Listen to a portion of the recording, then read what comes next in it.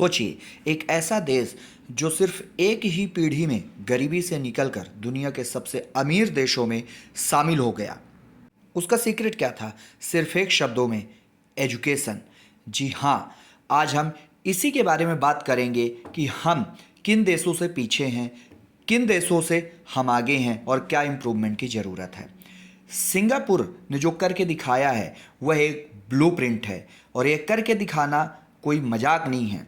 उसने यह करके दिखाया कि अगर एजुकेशन में सही तरीके से पैसे को इन्वेस्ट किया जाए तो आप एजुकेशन ही नहीं, आप उस पूरे देश की तरक्की में बदलाव लेकर आते हैं।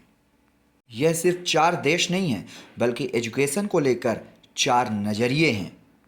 एक तरफ है एकेडमिक पावर हाउस और दूसरी तरफ है यूरोप इंडस्ट्रियल पावर हाउस, और फिर हम देखते हैं भारत। एक टॉप एजुकेशन सिस्टम बनता कैसे है? इसकी सच्चाई में शुरुआत होती है टॉप से, मतलब गवर्नमेंट से। 2 तरीके की पॉलिसीज चलती हैं वर्ल्ड वाइड। एक तरफ सिंगापुर और साउथ कोरिया जैसे देश जहां पूरा सेंट्रल कंट्रोल करता है, और दूसरी तरफ है इंडिया जहां स्टेट्स और सेंटर दोनों मिलकर डिसाइड करते हैं कि पॉलिसीज, नियम कैसे बनेंगे। और हमारी पॉलिसीज और लैंग्वेज पर भी डिपेंडेंसी होती है राज्य पर। भारत और जर्मनी जैसे देश राज्यों को आज़ादी देते हैं कि आप एजुकेशन पॉलिसीज़ खुद बना सकते हैं, लेकिन इससे कॉम्प्लेक्सिटीज़ भी इंक्रीज़ होती हैं। जैसे बहुत सारे स्टेट बोर्ड्स होते हैं, like CBSE, ICSE, MP board, Bihar board, UP board. इससे कॉम्प्लेक्सिटीज़ ज़्यादा इंक्रीज़ होती हैं। कोई भी एजुकेशन सिस्टम उसके टीचर से बेहतर नहीं हो सकता है। तो अगली बात हम करेंगे शिक्षक के रिपोर्ट कार्ड की, कि कोई शिक्षक यानी टीचर कैसे एजुकेशन सिस्टम में बदलाव लाता है। भारत जैसे देश जहां एक टीचर पर 40 बच्चे हैं, और अब आप खुद सोचिए 40 बच्चों पर हर एक टीचर कैसे फोकस कर सकता है, और क्या इंडिविजुअल अटेंशन दिया जा सकता है, क्या वो क्वालिटी इंक्रीज हो सकती है।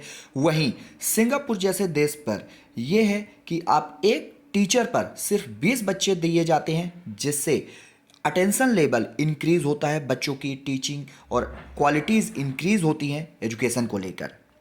और जब बात पैसों की आती है, टीचर्स की सैलरी की आती है, तब बात और क्लियर हो जाती है कि सिंगापुर के टीचर्स और इंडिया के टीचर्स में वेतन में भी बहुत डिफरेंस देखा गया है, जिसके कारण क्वालिटीज़ भी डिक्रीज होती है।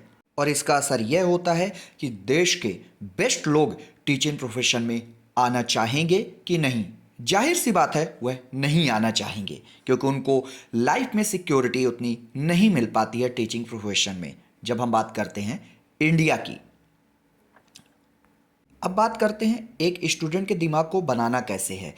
उसके दिमाग को एक रटने वाली मशीन बनाना है, कि उसके दिमाग को एक क्रिटिकल थिंकिंग और प्रॉब्लम सॉल्व करने वाला दिमाग बनाना है, जैसा कि जर्मनी और सिंगापुर जैसे देशों में होता है। बात करते हैं अब हाई स्टेक्स एग्ज़ाम्स की। साउथ कोरिया में हागवान का एक कल्चर है, जहां स्कूल के बाद बच्चे घर नहीं, वो कोचिंग जाते हैं। ये एक दूसरी शिफ्ट की तरीके से है। हालांकि सेम कल्चर भारत में भी है, जहां बच्चे कोचिंग जाते हैं, और यह अरबों की इंडस्ट्री बन चुकी है। भारत के एजुकेशन सिस्टम पर एक कड़वा पर सच्चा सवाल पैदा होता है कि भारत का एजुकेशन सिस्टम क्या एजुकेशनल सिस्टम है कि एग्जामिनेशनल सिस्टम है। अब हम बात करते हैं जर्मनी की, जहां उनका सिस्टम पूरी तरीके से अलग है। देखते हैं क्या होता है यहाँ। जर्मनी का मॉडल बहुत ही दिलचस्प है।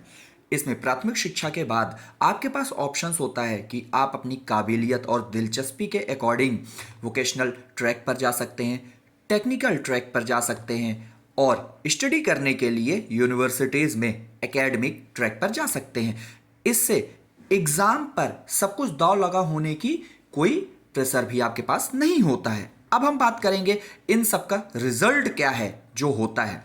जर्मनी और इंडिया एजुकेशन सिस्टम से क्या रिजल्ट प्रोड्यूस करते हैं। जर्मनी अपने डुअल पॉलिसी एजुकेशन की वजह से वहाँ एक स्किल्ड वर्कर देता है, जिसकी वजह से उनकी इकोनॉमी में बहुत ज़्यादा ग्रोथ होता है। वहीं इंडिया सिर्फ फोकस कर रहा है कि वहाँ रजिस्ट्रेशन हो सके, लोग डिग्री पा सके, जिसकी वजह से काम आने वाले लेबर्स प्रोड्यूस नहीं हो पा रहे हैं जो इंडस्ट्री को चाहिए। क्योंकि बात किताबी ज्ञान की नहीं है, बल्कि असल दुनिया में काम आने वाले हुनर की है। और फिर है साउथ कोरिया, जो पीसा जैसे इंटरनेशनल एग्जाम में झंडे गाड़ता है। बात हो चाहे साइंस की, मैथ्स की, वो हर कदम में हमसे आगे है। इस कामयाबी के पीछे एक भारी कीमत भी चुकानी होती है, और वो है स्ट्रेस।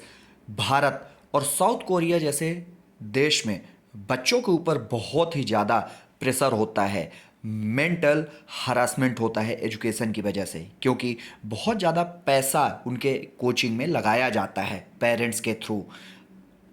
कई बार तो बेसिक लिखना और पढ़ना भी इंडिया में बच्चों को नहीं आ पाता है, ड्यू टू स्ट्रेस और एग्ज़ाम ओरिएंटेड सिस्टम के कारण। आखिर में बात आती है, शिक्षा का उद्देश्य क्या होना चाहिए? एग्ज़ाम देना या शिक्षा लेकर एक अच्छा जीवन यापन करना?